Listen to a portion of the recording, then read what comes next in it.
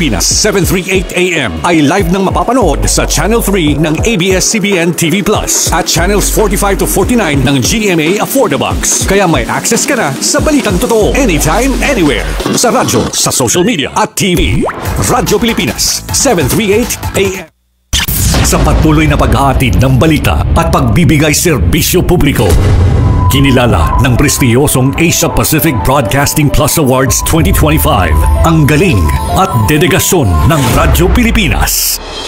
At tunay ito ng tapat na paghatid ng serbisyo sa mga Pilipino, maparadyo, TV at maging sa makabagong paraan ng paghatid ng balita sa mundo ng social media.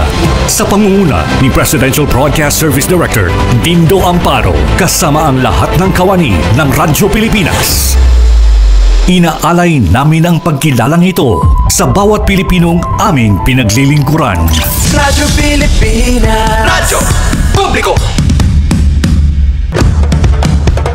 Ito ang Presidential Broadcast Service. Radyo Pilipinas. Radyo Publiko. Ng bagong Pilipinas para sa bagong Pilipino. Naghahatid ng mahahalagang balita at impormasyon na guugnay ng pamahalaan sa sambayanan. Tulay sa himpapawid ng serbisyo publiko. Radyo Pilipinas. Radyo Publiko. Ang boses ng Pangulo. Sa Mega Manila 738. Radyo Pilipinas. Radyo Publiko. Alas 7:30 ng gabi na. Kinig-nood na sa programang tampok ang mga viral topics sa internet. Vloggers ng Bagong Pilipinas. Vloggers ng Bagong Pilipinas. Alamin at unawain ang mga kwento sa likod ng mga paksang pinag-uusapan sa social media. Vloggers ng Bagong Pilipinas. Dito sa Radyo Pilipinas. Radyo Publiko 738.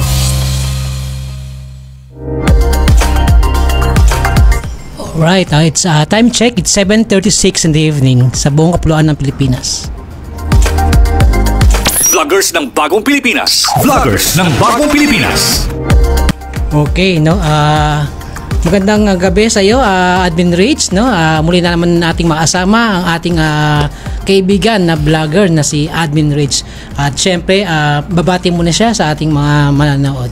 Magandang gabi din sa iyo, AJ, at sa lahat po ng mga kababayan natin sa buong mundo, sa ating po mga kababayan na OFW at syempre sa mga kababayan din natin na nandito sa Luzon, Visayas at Mindanao. Marami pong salamat sa inyong pagsubaybay.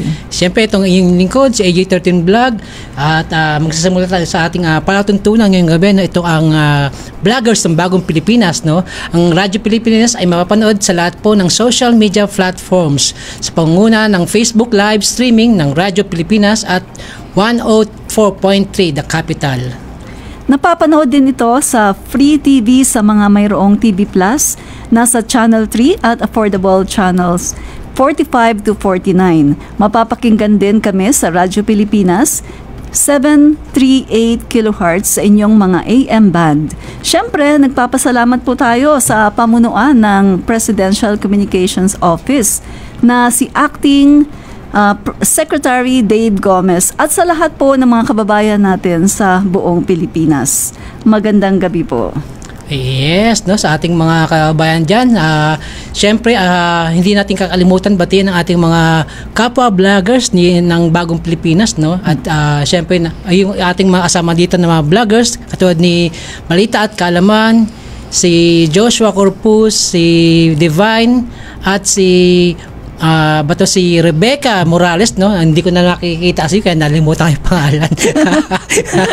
So, ganun pa man po, no?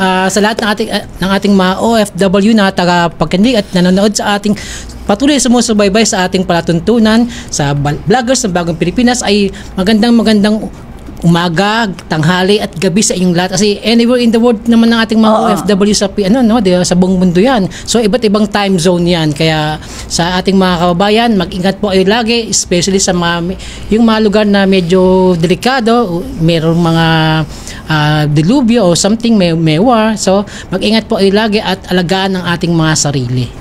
O nga AJ, no, ang mga kababayan natin ay naka-spread, no, sa buong mundo. So iba-iba yung kanilang mga kinakaharap ngayon na sitwasyon. Parang palaman, ano?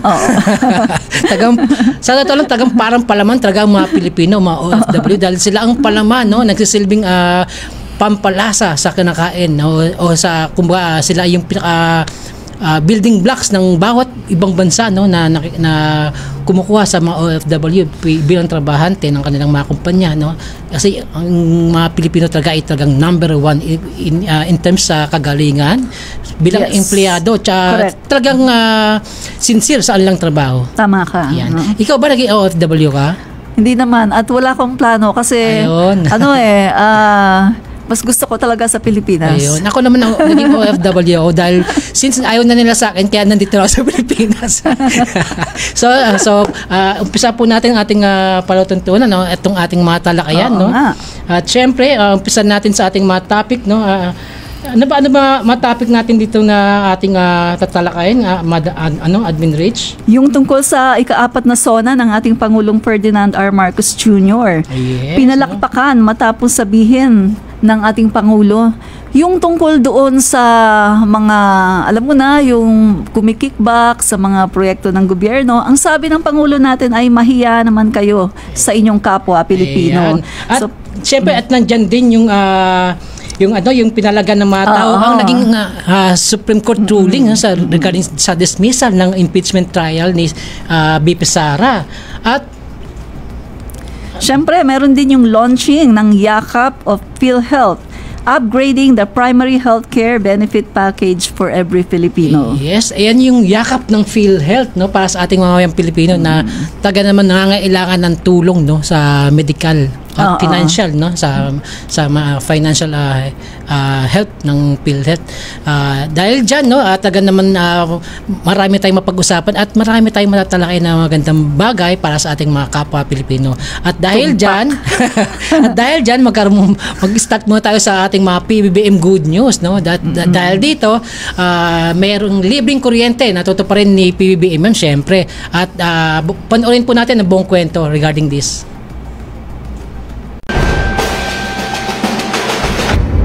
Sa naging epekto ng habagat ng bagyong Krising, Dante at Emong, kitang-kita ko na maraming proyekto para sa flood control ay palpak at gumuho.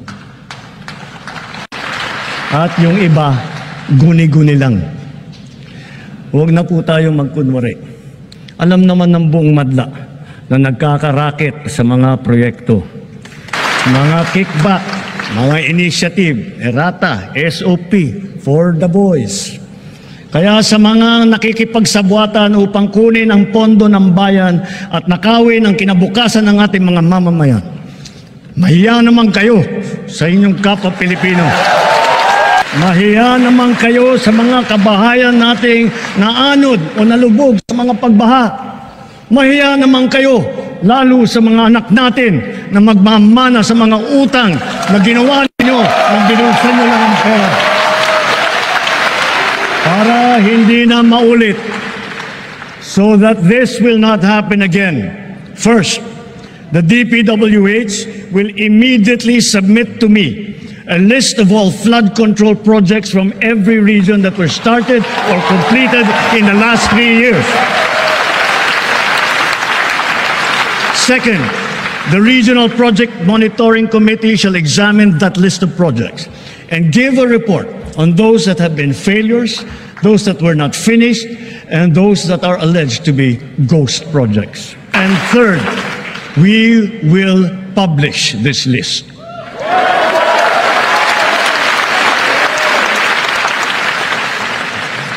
Isa sa publiko natin ang listahang ito.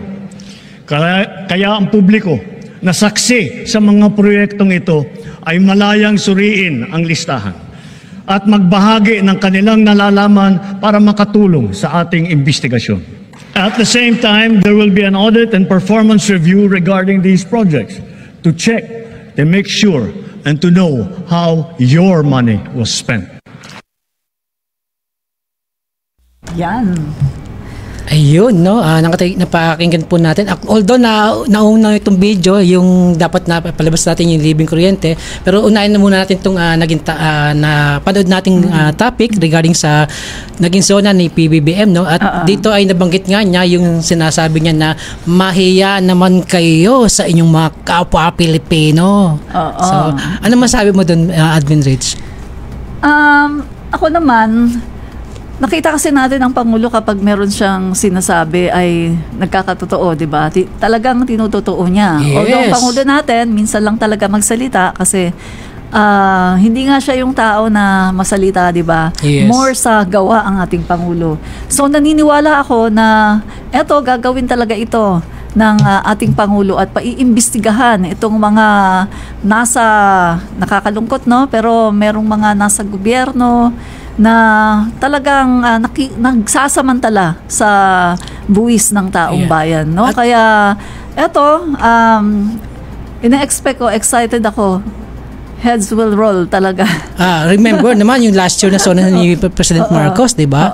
Yung sinabi niyang isasarado ang Pogo, 'di ba? Ginawa naman niya. Although napakahirap na gawa niya sin ang daming mga 'di ba, yung mga kumpanya na totoo naman na registered naman sila, legal sila at walang halong mga kung ano-ano mga criminalities ang ginagawa o wala silang ganun, no? Tagang pure na business lang talaga. Pero lahat pinasara. Pero yung pinasara talaga niya. Pero this time naman, ito sinasabi ni President Marcos na iimbestigahan yung mga corrupt na politiko o sino mang kumutsaba sa regarding sa flood control projects na to.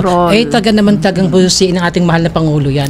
At kung inyong maalala, itong flood control na to ay iba't ibang klase po ito eh. Hindi lang siya yung flood control na ginagawa, let's say, yung dike o yung ano. May ibang flood control kasi, yung mga LGUs, let's say, yung mga mayor, governor, ang flood control programs nila o project nila ay itong yung tinatawag na dredging.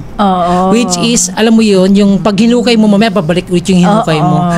Kaya walang saysa yun, di ba? Kung inyong matatandaan din, itong yung mayor ng Candaba ba yun, Maabebe, Pampanga, na naipag talo pa kay President Marcos, no, during that time na ayaw niya ng yung long term solution, gusto niya yung dredging lang kasi doon ang buhay sa dredging. Kasi imagine mo, hindi mo naman makita talaga kung totoo ng dredge, walang paper trail.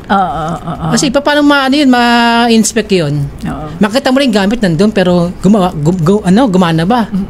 Diba? At saka EJ, gusto ko rin ipuntos, no, na etong pagdating sa pagbaha dito sa Metro Manila at saka sa iba pang mga panig ng bansa natin, napakalaki ng responsibility ng lahat ng mga Pilipino. Yes, lahat. Kasi nakikita, di ba, na tuwing pagkatapos ng bagyo, ang daming basura, tambak ang basura. Kung gagaya lang tayo sa kung gaano disiplinado yung ibang bansa, katulad na lang sa Japan, di ba AJ, makita mo kapag bumaha, ang linis ng tubig, wala kang makikitang basura. So, yun din ang problema. Kailangan ng mga Pilipino na maging disiplinado. Sa talang administration, ang dami na naging project ng mga ibang politiko at ng mga LGUs before, no? At katulad yung recycle. Yung i-recycle nila, gagawin nilang mga monoblocks o hollow blocks para magamit sa pagpapatayo ng mga gusali o bahay ng ating mga home para sa ating mga homeless, mga illegal settlers, 'di ba? Dapat doon gamitin 'yun settlers. Dapat yung mga basura natin na nako-convert natin siya into usable 'di ba? Product, 'di ba? Na-recycle dapat. Pero yung recycled machine na 'yan, nasira na lang, hindi nagamit. Parang pagkakataan din lang, 'di ba? Parang sige, bili tayo ng itong ganyan. Pati yung itong biofuels niya, 'di ba? Ganyan. Yung meron lang ang DOST magbibigay ng mga machineries para sa bio-convert ng yung mga basura, gagawin biofuel, mga ganyan. Pero nasisira na rin gamit nila. Kasi although may nakita ko sa may Marikina, ginamit nila, pero for how many weeks or months, tapos na, hindi na ginamit. So itong bagay ito, kung bakit nagbabaha tayo dahil sa mga basura, dapat talaga yung mga basura talaga at dapat maging mahigpit, no, sa pagtitipon ng basura para mai-recycle talaga ng tunay. At saka dapat consistency, yan yung key. Yan ang pinaka-key. At saka isa pa, no, kung ating susuriin yung mga flood controls projects na natapos at ginagawa pa lang, kung inyo matatandaan, 2021, zona ni Duterte, iniyabang niya yung 11,340 na flood control projects na natapos na raw during his term, no? 2021 pa lang yun. So sa 11,340, 7,782 dito ay nasa Luzon yung mga flood controls na yan. Pero bakit nagbabaha? Oo. Ano bang nangyari sa flood control na yun? Na-check ba yan? Totoo ba yan? O guni-guni rin lang din Actually, yan? AJ, no, sa tingin ko, kaya ang Pangulo natin, di ba sabi niya sa SONA, gusto niyang magbigay yung DPWH ng listahan talaga. ng mga flood control na sinimulan, no, at natapos no, sa kanyang pati yung importante yung sa kanyang administrasyon. Kasi alam naman natin, nagkakaroon ng sisihan, para di may ba? checklist. Kasi natatandaan ko, no, pagpasok ng Pangulo natin, 2022, at nung bumagyo, andyan kaagad yung napakalaking baha. So, ibig sabihin, hindi effective yung naging flood control nung nakaraang administrasyon. Kaya importante to, itong hinihingi ni PBBM para malaman. Kasi nagsisisihan at yung mga alam mo naman, no? Yung mga yung iba na galit sa Pangulo natin ay lahat ay isinisisi sa Pangulo natin. During that time, diba? Pero kung titingnan natin, AJ, madaming natapos daw yung past administration. Yes, 11,340. Diba? Nasaan na yun? Parang di ko naramdaman yata yun. Kasi nung last zone ni PBBM, yung 2023, 2024, diba, sabi niya 5,500 na flood control. Tapos biglang bumaha, di ba? Siyempre, napaya ang ating Pangulo. Dahil sa totoo lang po, no, yung sinabi ni PBBM na yun na 5,500 continuous flood control na yun. Ayun po yung mga report ng mga LGUs na merong kumuha ng project para sa flood control at ni-report sa DPWH. Itong DPWH, then siyempre kukuha sila ng report, magbibigay sila ng report sa ating Pangulo para yun ang sasabihin ni Pangulo sa kanyang SONA, which is hindi naman taga ma-check ng isa-isa yun, diba? So, kung ito si mga presidente, wala namang kinalaman talaga dyan dahil sa pag-budget ng mga flood control projects, sa totoo lang po, no, naka-allotted din sa bawat LGUs. Naalala ko yung isang sinabi ni PBBM, no? Kasi, di ba, sabi niya, yung mga projects ay yung ngayon, no? Personal talaga niyang pinupuntahan, chine-check niya. Kasi ang sabi kita niya naman natin yan. Ay noon daw, syempre may magre-report, Mr. President, eto na, okay na yung ganito, yung project, okay na yung gawa namin, etc. Pero guni-guni lang. Pagkatapos, marami daw nagre-report na ganito yung nangyari. Hindi naman daw pala totoo. Guni-guni. Guni-guni. So, Kaya sinabi, kailangan talaga na i-check talaga ng ating Pangulo, no? Kaya ang Pangulo natin ay bumababa talaga siya, di ba? On the ground, talagang siya ay nag-i-inspect kung ano na ba ang nangyari sa totoo lang, proyekto. from the very beginning, no? Doon pa lang sa may mga magsasaan natin, mga farmers, binababaan talaga na yung PBBM yan. At ang ating mga maliliit na kababayan na nangangailangan ng tulong.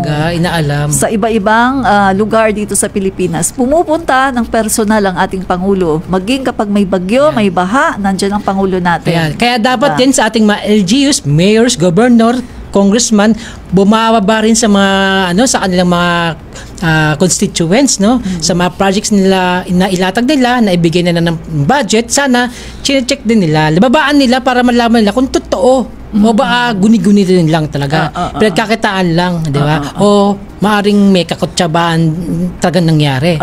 Sa palagi mo, admins, may kutsabaan talaga? Alam mo, AJ, kasi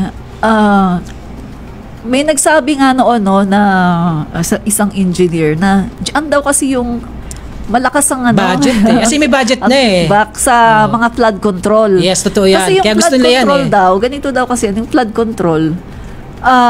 Minsan yung ginagawa daw, kunwari maghuhukay kung ano nung gagawin pagkatapos wala na, parang masabi lang na may ginawa tapos hindi naman tinuloy. No? Ganun daw yung nangyari. Tapos yung pera nandun na sa bulsa. No? At napaghati-hatian na. No? Kaya eto sa flood control, diyan daw talaga ang maraming kickback. Kaya gusto ngayon ng Pangulo natin, no? I-check niya ano-ano ba yung mga natapos sa kanyang termino para malaman ano na ba ang sitwasyon ngayon, okay ba o meron bang nagawa o guni-guni lang talaga. Guni-guni lang talaga, Admin Ridge. Pero sa totoo lang, marami ako na marinig na kwento sa mga contractor, yung mga kumukuha ng mga project na yan, pupunta sa DPWH yan, kung saan sang ahensya ng gobyerno pupunta yan, makakuha lang ng project kahit sabi lang, bigyan mo ang 30% yan, hanggang 35% yan, bigay sila para lang makuha ang project na yan. Kasi yung project na yan, guni-guni lang yan. Pag nakuha na yung project, guni-guni na lang yan. Kasi ang dami nagsabi sa akin yan eh. Kaya ngayon yung mga nakaraan administrasyon na kumukontraktor before, sa totoo lang sila ngayon, hindi sila maka-upload sa administrasyon ng NPB dahil ang higpit nga daw, hindi sila maapronta. Ang ginagawa nila, sumaside, kung ba nagsasubcode na lang sila sa mga nakakuha ng totoong project. Nakuha ng project naman, doon naman sila gumuguni-guni. Kaya ang sabi ng Pangulo natin, mahiya naman kayo sa mamamayang Pilipino. Diba? Kasi pera yan ng taong bayan. Yes, so dapat pera yan ng taong bayan. Lahat tayo parte-parte dyan. Mag-benefit ang mga taong bayan. Yes. Hindi yung kayo-kayo lang nasa bulsa nyo. Kaya sa mga LGUs, be careful din, no? Kasi isa kayo sa unang maituturo eh. Kung tutusin, hindi man ng Pangulo, dahil si Pangulo, kahit siya yung ina-attack ng mga kalaban, ng kumakalaban sa kanya, pero at the end of the day, kayo unang masisisi rin. Dahil pag hiningan kayo ng ng presidente, kayo ang mapipinsala ng gusto. Dahil nasa inyo yung budget, kayo yung may project. Hindi naman ng national government o ng Pangulo.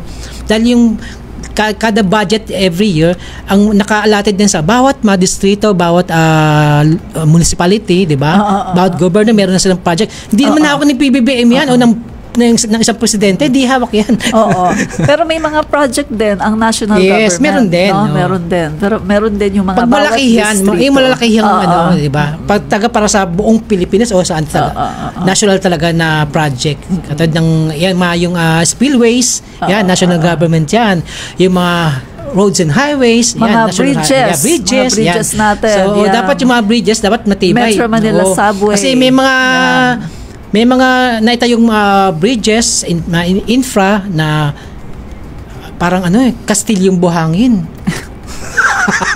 Alam mo ba yung Kastilyong Buhangin? Isang ng alon, tupok.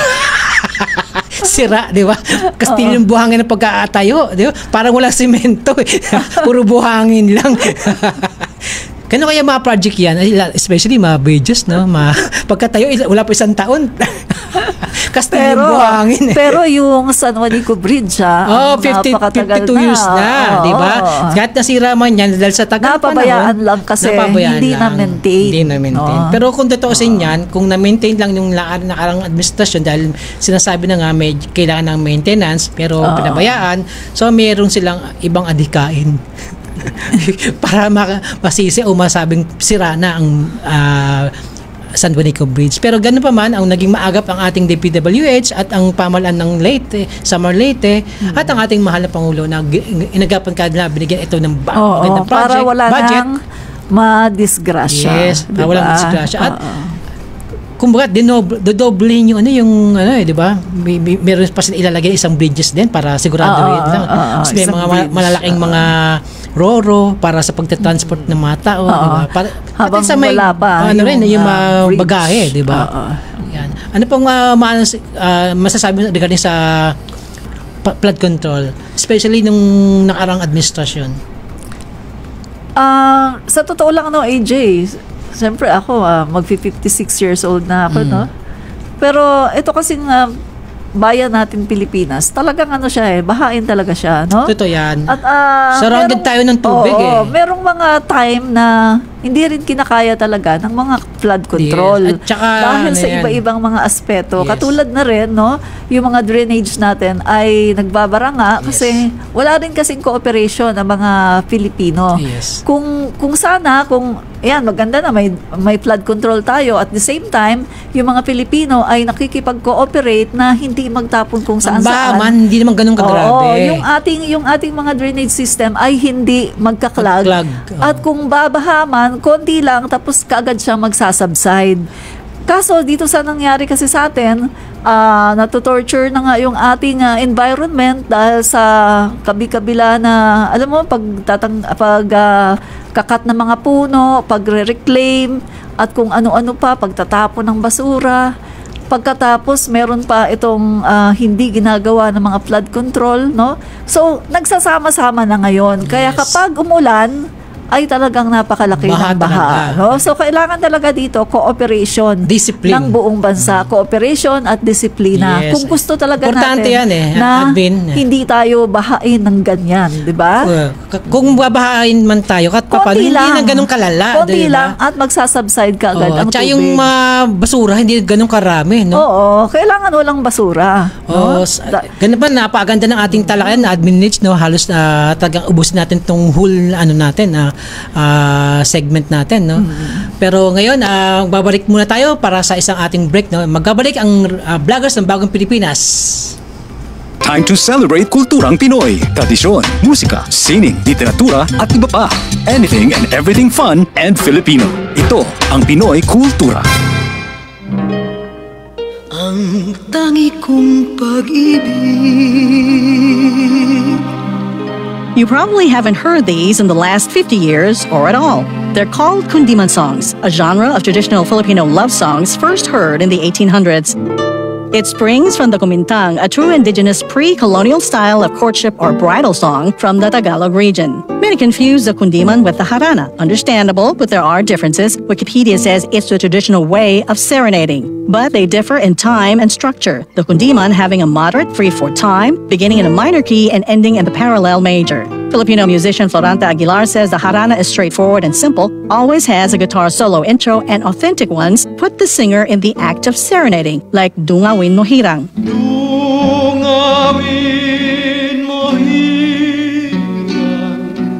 He says a notable difference, it's fatalistic lyrics. Kaawa-awang tao or sitwasyon where the lyrics portray one's choices or actions make no difference because everything is left to fate.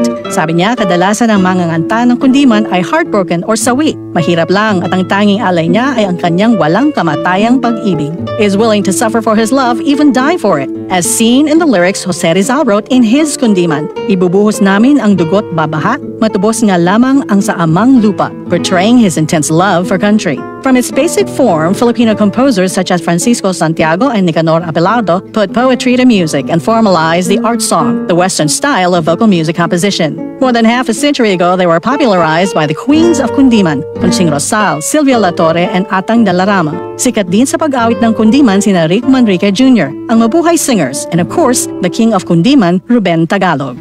You might not hear this authentic art form out of the radio anymore, but I hear it does on a particular app. Might be cool to listen to, learn from, maybe even sing to your grandma or grandpa or for yourself. A way to connect with the heartrending roots of something truly Filipino. Yan ang Pinoy Kultura because our culture is cool.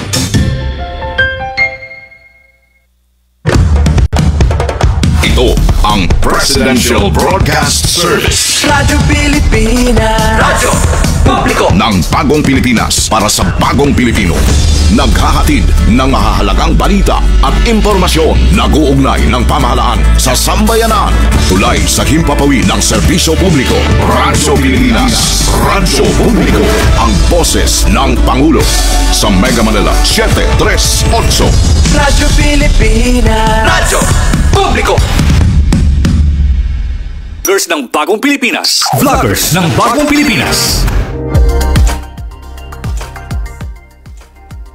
Ayun, nagbabalik ang vloggers ng Bagong Pilipinas, no? At ito na naman po isang na namang magandang talakayan ng ating sisimulan, no? Pero bago pong lahat dyan, nais ko munang batiin ang ating mga kaibigan dyan sa may barangay 132, si Chairman Ray Mariano, no? Actually, na-vlog ko sila ng karaan, no? At syempre, bilang isang Pilipino na maraming kasi in-invite ako roon ng mga loyalista, yung firm, Friends of Imelda Romualdez Marcos. So, nagkaroon sila saan ng konting hiling, no, panawagan sa ating mahal na Pangulong Bongbong Marcos at syempre sa lang lokal na gobyerno, sa pamahalang lokal ng Caloocan. So regarding sa kanilang barangay health center, no, na gusto nilang ma-convert yung barangay nila sa yung second floor nila na maging health center para yung kanilang mga kababayan o mga constituent doon within the buong barangay bagong baryo sa Caloocan ay doon napupunta sa kanilang barangay. Para hindi sila saksiyan sa ibang barangay doon na maliit lang health center at siksikan sila. So hinihiling nila na although yung kanilang barangay building doon ay under construction, ang gusto lang nilang doon ma-convert ito sa maging health center. So ayun ang panawagan nila sa ating mahal na Pangulo at sa lokal na pamahalaan ng Caloocan. At ganoon din yung kanilang gusto nilang mangyari na 20 pesos na bigas sa kanilang lugar. Kasi ang dami nga namang senior doon na medyo kapos. Ang daming loyalista ron dahil doon nanalo si BBM tayo sa may bagong baryo sa mga loyalista ng firm, Kaya ganun pa man, yun ang ating panawagan sa ating lokal na pamahalaan na si Mayor Along Malapitan at sa ating mahal na Pangulong BBM, PBBM, Sana marinig ating sinabi itong ating naging topic ngayon, So, diretso tayo sa ating itong PBBM good news. Kanina dapat ito yung naging unang topic natin, pero since nagkamali ng video na ipalabas, kaya ito natin. So regarding this PBBM good news, ito yung libreng kuryente, yan talaga ang gustong masolusyonan ng ating mahal na Pangulong Bongbong Marcos at tutuparin niya yan. So panoorin natin tong buong detalye regarding sa libreng kuryente. Bagaman dumarami ang ating mga planta ng kuryente sa buong bansa, lalo na ang mga bagong teknolohiya at malinis na enerhiya tulad ng solar, windmill, natural gas. Bagaman kilalang-kilala na tayo sa buong mundo dahil sa pagpapahalaga natin sa renewable energy. Binabago natin ang kinabukasan sa pamamagitan ng enerhiya. Ang proyektong ito ay hindi lang kuryente. Ito ay mas maraming trabaho, mas mababang gastos, at mas malinis na kalikasan. Ito ang enerhiya ng pag-unlad sa ilalim ng bagong Pilipinas. Yes, nakita po naman natin yung naging video na kagustuhan ng ating mahal na Pangulong Bongbong Marcos. Nabanggit niya ito sa kanyang SONA, ito nga yung libreng kuryente. Sa totoo lang, ang dami na nga nating mga solar panels, at saka itong windmills na tinatayo sa buong bansa. At dahil dyan po ay syempre ang posibilidad niyan ay bumaba ang presyo ng kuryente or maging libre, lalo sa mga liblib na lugar, di ba? Mga remote areas. Anong masasabi mo sa gustong mangyari ng ating Pangulo? Ito nga, narinig ko, AJ, yung pagpaparami ng mga renewable energy, Sorry, medyo makati pang lalamunan ko. So, pagpaparami ng mga renewable energy katulad na ng wind, ng solar, etc. Geothermal, hydro, yan. So, ito, ang aim kasi ng Pangulo natin, di ba? Yung electrification sa buong Pilipinas, gusto niya ay 100% talaga na magkaroon ng electric. Dahil alam naman natin, AJ, na meron pa rin tayong mga kababayan sa mga remote area na wala pa talagang kuryente. Kasi nagliblib talaga, grabe. Kaya eto, maganda itong ginagawa ng ating Pangulo ngayon, na kung hindi man maging libre talaga sa lahat, sa buong Pilipinas, ay mapapamura. Yes, mapapamura. Pero ang alam ko, merong ibang lugar na libre, Yes, meron talaga. Meron Katulad na lang sa Pag-asa Island, libre doon diba? Pag gusto mong tumira doon, libre doon. Kaya tayo maarating doon, di ba? May usapan na pupunta tayo doon. So, eto AJ, maganda ito kasi talagang ang kuryente natin ay isa sa pinakamahal dito sa Asia. At alam naman natin na ito din ang nagiging hadlang kung bakit yung mga investors ay hindi masyadong talagang nag-i-invest sa ating bansa kasi nga ang mahal nga talaga ng kuryente. Although dahil sa effort ng ating Pangulo at sa kanyang effort na pangungumbinse ay maraming nag-i-invest, pero mas mamaximize ito, AJ, kung magkakaroon tayo talaga ng murang kuryente.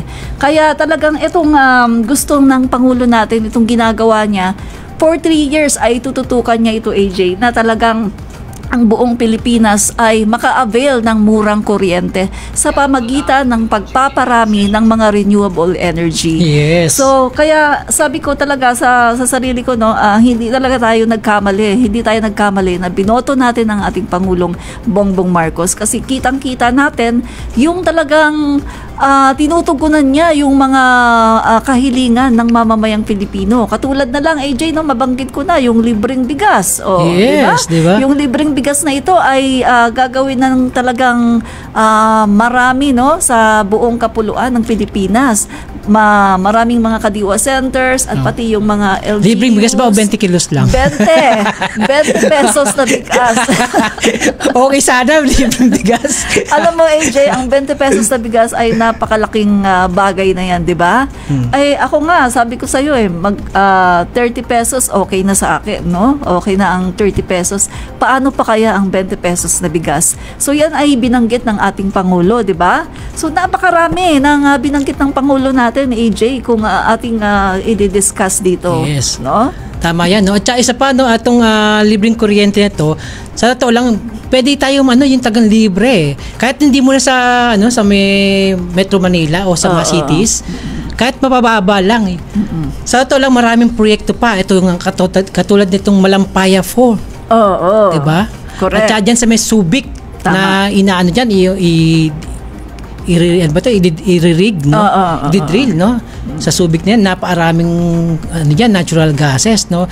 Pero mas mauna siguro doon ang Malampaya po. Lalo na, AJ, kung magdidig din tayo sa West Philippine Sea. Yes, talaga naman napaaraming deuterium dyan. Yan talaga natural gas. Natural gas, diba? Grabe, diba?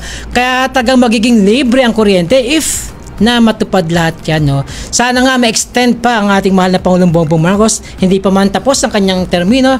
Pinapanalangin ko at laban natin to, no? Ma-extend ng another 1 term, no? 6 years, no? Another 6 years. Mukhang hindi yata yan posible, AJ, hanggat hindi nababago yung ating constitution. Kaya kailangan, paano mababago naman ang ating constitution kung si Robin Padilla ang nasa, Lagot ka. Kung nandun siya sa may committee ng pagbabago ng mga paano mangyayari yun? Dapat ang nilagay doon tagay lawyer. Kasi yan di ba? Constitution. Dati, AJ, sa pagkakaalam ko dati, si Miriam Defensor Santiago. Yes nga, from Miriam Defensor to Robin. Kasi kailangan talaga ng dyan, changes. Lawyer. Lawyer talaga. Abogado talaga. At hindi basta-bastang abogado. Kailangan talagang di ka libre. Katulad ni Miriam Defensor Santiago. Diba? Mga ganun tao ba? Dapat lawyer. Hindi man siya magdadrama dun sa yung paggawa ng batas o pagkapalit ng batas. Oo, kaya lang andyan na yan, so tanggapin na lang natin. Mahirap yung tanggapin na lang ganun-ganun lang Hindi ko kaya yung tanggapin ng ganun-ganun. As of now, wala tayong magagawa. Pwede naman siya sorry, ayoko dyan, di ba? Pwede naman ganun. Dapat isang mambabatas, pag alam mo namang medyo kaya mo, panindigan mo, pero pag alam mong hindi mo siya forte, beg off. AJ. Pero yan kasi talaga ang gusto niya. Dapat kasi, hayaan na natin si Robin Padilla, punta na tayo sa Good News Philippines. Bad vibes yun Mamaya, ano pa masabi? Bad vibes. So, ganun pa man po, yan pang libreng kuryente na po yan. Magkaaroon po yan ng katuparan sa pamamahala ng ating mahal na Pangulong Bongbong Marcos, lalo na't ang daming proyekto para ito ay maging possible sa ating kapanahonan ngayon at sa madarating pang panahon magiging possible kasi maraming proyekto para dito. Di ba po? Kaya nga nandiyan mga solar panels, yung solar energy, wind energy, yung Malampaya, yan ginagawang sa Malampaya para po yan sa energy rin. At saka AJ ang maganda kasi kapag may kuryente na, syempre may internet. Yes. Paano ka na libre na nga internet, gusto lang kuryente. Yun? Paano ka na magkakaroon ng internet kung wala kang kuryente? Syempre kailangan libre na nga internet Libre na nga Kung wala namang kuryente, sayang internet. hindi magkaka-internet, AJ, kung walang kuryente. Yes. Talagang una yan, kuryente. Kaya yung gusto kasi ng ating Pangulo ay talagang lahat ay connected, di ba? Yes. Kaya eto, ang Pangulo natin ay ginagawa niya lahat ng kanyang effort para magkaroon ng kuryente. Ang lahat ng mamamayang Pilipino para magkaroon din ng libreng wifi doon sa mga remote areas. At sa mga kababayan natin na hindi nakaka-afford ng wifi at syempre AJ, libre ang wifi sa mga schools, doon sa mga schools libre ang wifi. Siyempre, para yan sa tulong sa pag-aaral ng ating mga learners. Yan. Yes, no. Ganun pa man, no, magpatuloy tayo sa ating talakayan, no, kasi tagang na-enjoy natin to, no, kasi nung mga naarang linggo, no, medyo hindi ako na-enjoy. Para ako natutulog, kasi mag-isa lang ako, balungkot. Balungkot, walang kadaldalan. Kaya ganun pa man, ngayon ay medyo masayang ang ambience dito dahil may asama tayong kadaldalan. So, sa ating gagawing next topic natin ay ito naman pong itong sa may Supreme Court. Tapos na ba tayo doon? Hindi pa. Hindi pa, di ba? Sa Supreme Court, itong recently lang, no, nagkaroon ng ruling sa Supreme Court regarding sa dismissal ng impeachment trial ni Sara. Hindi ko siya matawag na BP. Sorry, ganun talaga eh. So, ito na nga po. Panoorin po natin ang buong detalye regarding this. In a unanimous decision today, July 25, 2025, the Supreme Court en banc declared the articles of impeachment against Vice President Sara Duterte unconstitutional, noting that it is barred by the one-year rule under Article 11, Section 3, Paragraph 5 of the Constitution, and that it violates the right to due process enshrined in the Bill of Rights.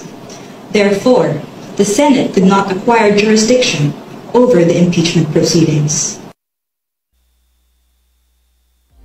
No, napakinggan po natin sinabi ng ano bang tawag sa tagapagsalita ng Supreme Court? Spokesperson, no, di ba?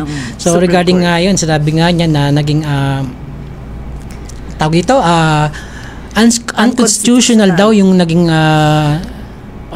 yung impeachment ni no, Sara. Yung naging kaya nagkaroon ng dismissal. Regarding this naman kasi, ibig sabihin ng po ng unconstitutional, hindi naman po ibig sabihin na wala nang kaso si Sara o sinasabing acquitted siya o malinis na siya. Hindi po siya malinis pa. Kasi ang inalang dito is procedural ng naging issue, no? Yung technicalities lang naging issue, procedure ng hindi yung substance ng kaso. So meaning naban lang siya, nagkaroon ng ban lang for 1 year. So since naipasa yung ng February, so by February pwede na ulit magpasa ng another impeachment cases, no? Yung mga anong tawag doon? Another impeachment complaints. No, pwede diba? na sa February 6, 2026. Yes, pwede na ulit magpasa. Ilang months na lang yun. Konti na lang. August, September, October, November, December, June. 6 months na lang. Diba? Mabilis lang 6 months na yan.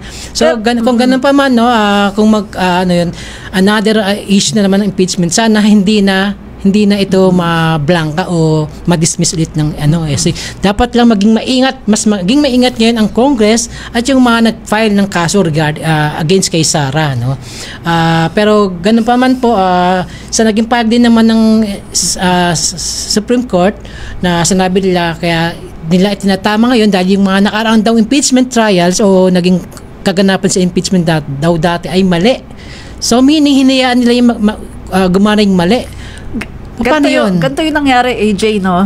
Meron kasing mga nagsasabi na kung sasabihin ng Korte Suprema na unconstitutional itong impeachment, no, na ginawa kay VP Sara Duterte, ibig daw pala sabihin, no, ng Korte Suprema ay lahat ng mga naging impeachment in the past ay mali daw pala. Yun yung sinasabi nung isang political analyst. Kasi nga, AJ, merong jurisprudence, no, na tinatawag na pinagbasihan ang House of the Representative para sa kanilang pag-impeach kay VP Sara Duterte. At yan yung basis nila. Yan yung basis, yan yung guide nila na ginagamit palagi tuwing merong impeachment. Dapat talaga may jurisprudence. Pagkatapos, bigla na lang nabulaga kasi bakit meron na ito inintroduce na panibagong rules at talagang dinitalya pa, no, kung ano yung mga dapat na ginawa ng Congress. Tapos na-question din yung si VP Sara daw ay hindi daw binigyan ng due process. Na kung titingnan natin ayon sa ating constitution ay kapag merong 1/3 ng mga kongresista na pumirma, diretso na siya sa sa Senate.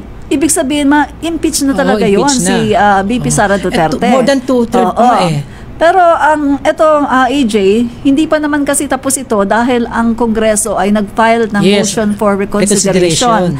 At ilalagay nila dyan yung kanilang mga reasons sa kanilang pag-challenge dito sa resulta ng desisyon ng Korte Suprema, at sasabihin nila dito yung mga flaws ng ginawa ng Korte Suprema sa kanilang desisyon.